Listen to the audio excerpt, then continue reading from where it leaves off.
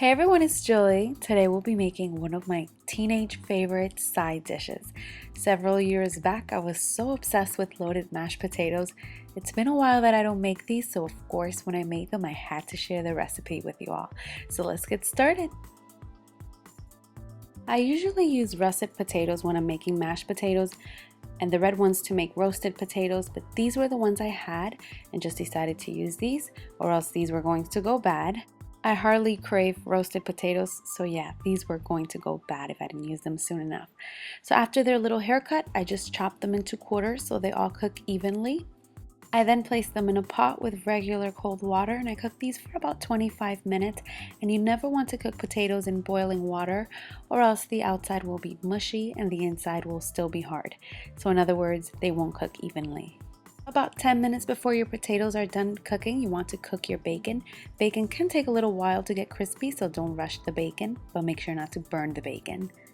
Go ahead and mash your potatoes while they're hot, just in case you're a procrastinator and decide to watch TV for a little bit after you strain the potatoes. Not saying I do things like that, but just saying. Mash them while they're still hot, or else you won't be able to mash them. Go ahead and add some butter. Salted or unsalted butter doesn't make a difference. I usually only have unsalted, but it's fine because we are going to season these regardless. I threw in some cream cheese, a little bit of heavy cream. Make sure your butter and cream cheese is somewhat softened. Room temperature would be best. And now you may warm up your milk and butter in a saucepan together. I usually do it like that, but really it doesn't make a difference. Just make sure you add the milk and butter. I also threw in 2 pressed garlic cloves, and if you have lots of time, you may roast the garlic cloves before adding them to the mashed potatoes, but I just threw them in. I did use a combination of milk and heavy cream, gave everything a mix, and seasoned this really well with some salt and black pepper. Now back to my teenage days. My favorite way of eating loaded mashed potatoes was with some Jack Daniel's chicken. Haven't had that in years. Maybe one of these days I'll make a chicken coated in some Jack Daniel's sauce. Now you can use bacon bits that come in a bottle, but I always found them to be a bit rubbery.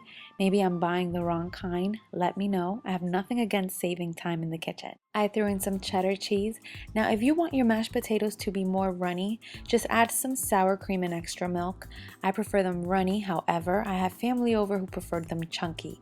That's why they are a bit chunky. I also threw in some green onions. You may add some chives. Whatever extra toppings you prefer, just add them.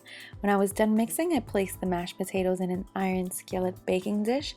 And before we bake this, we are going to smooth this out as best as possible. It's homemade, but doesn't have to be sloppy. These mashed potatoes are great to eat with some chicken or ribs, not fish. That's just weird. I have seen it before though.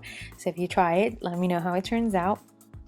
So once you're done smoothing out your potatoes, you want to sprinkle on some extra cheddar cheese on top, some extra bacon bits, extra green onions, and we are going to bake this in a preheated oven for about 10 minutes. This is what it's going to look like. How good does that look? Good enough to make you get up this instant and run and make these? I hope so. These potatoes look so good, they almost made me stutter just now.